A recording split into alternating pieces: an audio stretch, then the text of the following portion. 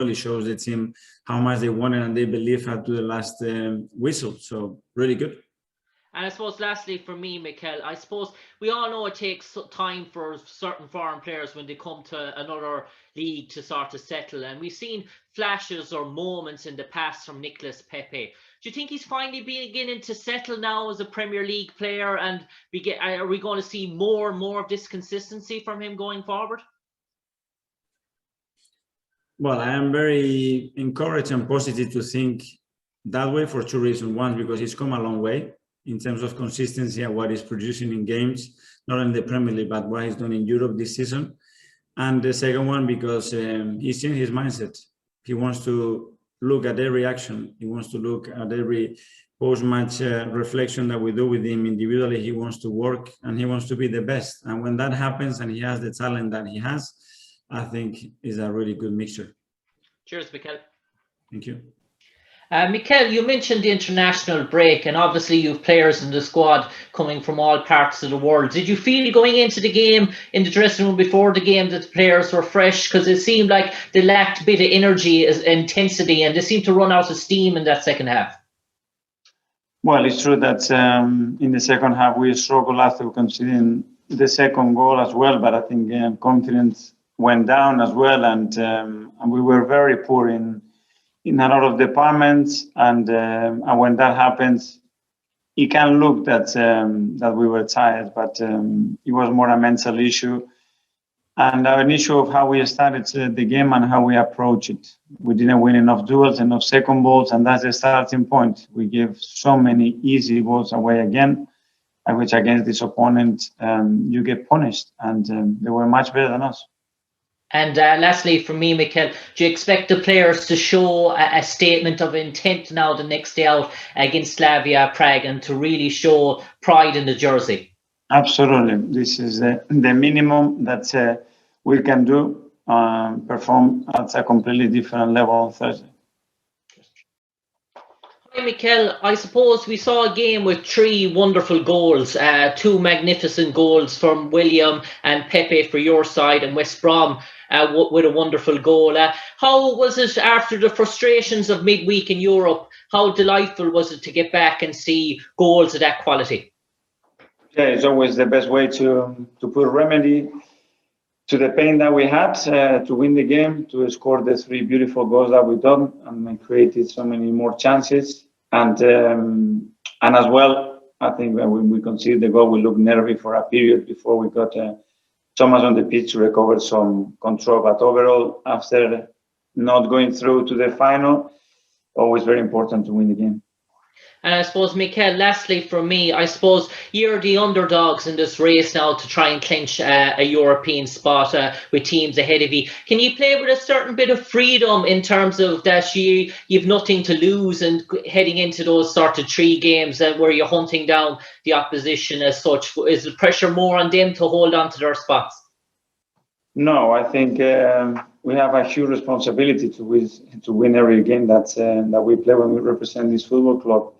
And as well, if anybody can question anything, our level, our ability, whatever it is, they can. But our attitude, that's a non-negotiable one. And right up to the end, we have to try to win our matches and see what happens. Cheers, Mikel.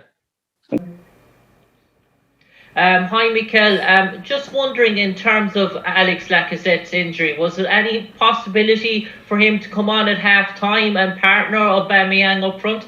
No. He was only available to play 10 minutes, 15 minutes maximum. We are already taking a risk because he hasn't trained fully with the team. But he wanted to take that risk, and we believe that it was worth taking it, and that's the maximum that he could play. Cheers, Mikel. Duncan Wright from Conlan. Hi, Mikel. That dates back to January now, since Arsenal have failed to put back-to-back consecutive wins in the Premier League. How much of a worry is that to you going forward? That's the reason we are where we are in the league, because when you face the games like today and you produce what you produce in the game, you have to win it. That's what the top teams are doing consistently in the league. And when you don't do it, then obviously the consequences are being in the league in the position that we are. And in terms of the Champions League race, you're 9 points behind West Ham in fourth. Do you still think there's a possibility of Arsenal finishing in fourth spot, or do you feel that you needed the win there today? Absolutely, we needed the win today. We need to win every single game to give ourselves the best possible chance. We know that it doesn't depend on us, but mathematically it's still possible. Mark Manbrians. Thanks, Charles. We'll go to Jim Conlan.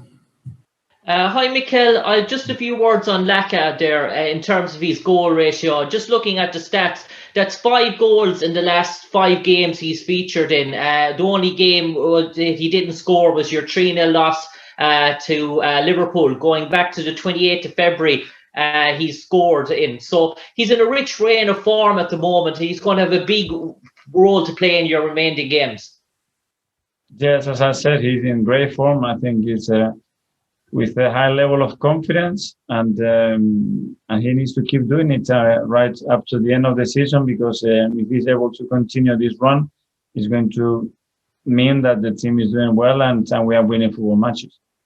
And lastly, about Laka from me, Mikel, in terms of, can you see him reaching that 20-goal target this season? He was reaching 25, 27 goals a season at Lyon. Do you think that's realistically for him to achieve those targets maybe next year to move on to next level? It is, but he has to play 37 or 38 games. I think the players that reach those levels, they play almost every game. He needs to take penalties as well. And then if he does that, he has the quality to do it for sure. Cheers, Mikel. Thank you. Okay. Hi, Mikel. Mikel, I just want to ask you about William in terms of his progression this year. Before Christmas, his form was very good, but he hasn't really featured that much after Christmas. Are you happy with Williams in terms of his first year at Arsenal, or do you think he's fulfilling his potential? We all know Williams' potential. I think we can reach a higher performance level because his potential is so big. He needs the contribution to the team and the team to be stable in order to provide what he needs to express himself on the pitch. It's true that in recent weeks we've seen a much better version of him, and his contribution when he's playing has been really positive. So it's going to be crucial, his form, for the performance on the team in the last 2 months. Cheers, Mikel. Mikel, you mentioned the international break, and obviously you have players in the squad coming from all parts of the world. Did you feel going into the game, in the dressing room before the game, that the players were fresh? Because it seemed like they lacked a bit of energy, intensity, and they seemed to run out of steam in that second half. Well, it's true that in the second half we struggled after conceding the second goal as well, but I think confidence went down as well, and we were very poor in a lot of departments, and when that happens, it can look that we were tired, but it was more a mental issue and an issue of how we started the game and how we approach it. We didn't win enough duels, enough second balls, and that's the starting point. We gave so many easy balls away again, which against this opponent you get punished, and they were much better than us. And lastly, from me, Mikel, do you expect the players to show a statement of intent now the next day out against Slavia Prague, and to really show pride in the jersey? Absolutely. This is the minimum that we can do, perform at a completely different level on Thursday. Rob Draper. Hi, Mikel. I just want to speak to you about Emil Smith-Rowe's performance there. He's really blossoming there into a real potential star, not only for Arsenal, but for England as well. Well, I think he had a magnificent performance as well. Again, I think he shows not only quality, but his personality, his intelligence on the pitch, his energy. Give you something different. Today in a derby, you need some big individual performances, and for sure, he had one.